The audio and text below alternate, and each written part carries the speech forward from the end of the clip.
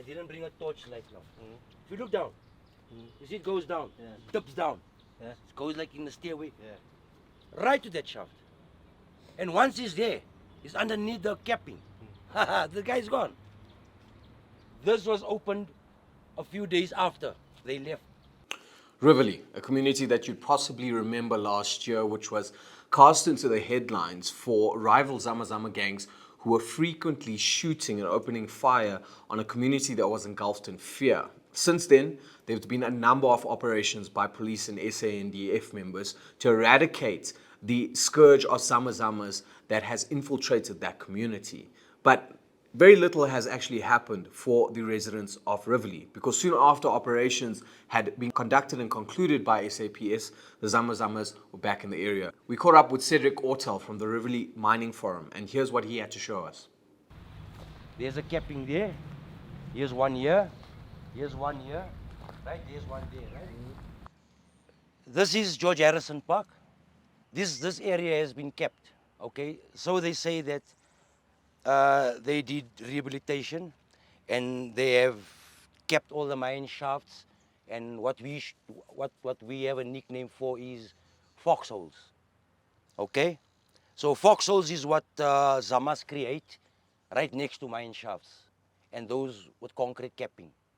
Okay, so Mintek, TMRE, and about 5 contractors came to this area to do the rehabilitation, especially regarding the capping of these shafts.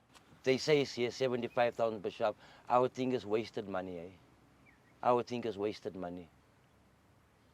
I mean, you cannot spend so much money on doing capping and not securing it. I mean, it's obvious. Everybody knows how tricky Zamas are. If you cap here today, they're definitely going to dig right next to where you have closed up. They say they kept 20 meters deep underground. For a group of Zamas of 8, no, 3 days, they right past your capping. They are right past your capping. Other residents claim that they were fearing for their lives and that the ground beneath their feet could cave in at any time.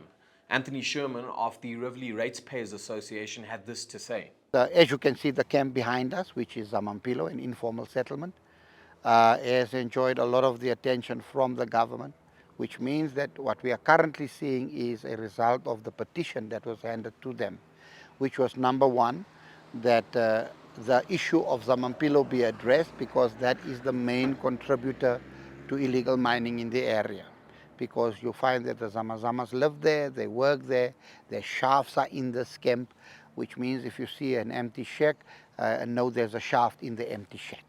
So you find that a lot of the illegal mining activity finds its springboard right here at Zamampilo.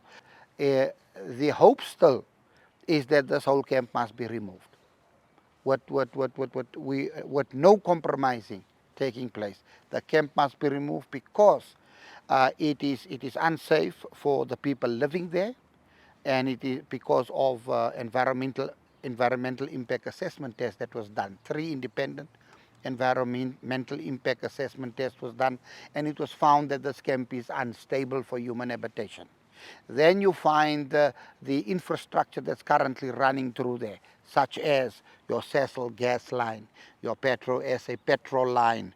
You find your Rand water high pressure volume water supply that's running through there, as well as the Eskom overhead pylons, which is now dead because of illegal vandalizing of infrastructure that has taken place. And this is where the dangers lie, because if you find that that same level of vandalism of infrastructure takes place, then you're going to find that the gas line will explode and the people are living on top of it.